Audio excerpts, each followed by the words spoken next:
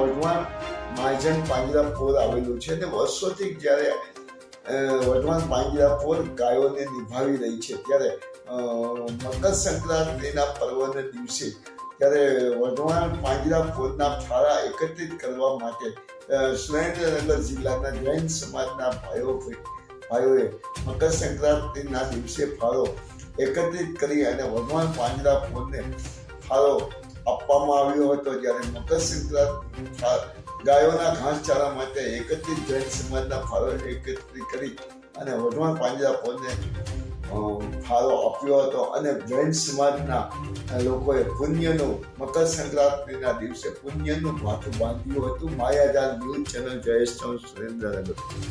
મારું નામ મહેન્દ્રભાઈ રમણીકલાલભાઈ ઓરા છે। હું આ જીવદયાના કામમાં સંકળાયેલો છું।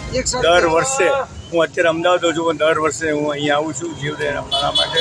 જીવદયાનો ખૂબ જ સુંદર મજાનો ફાળો છે।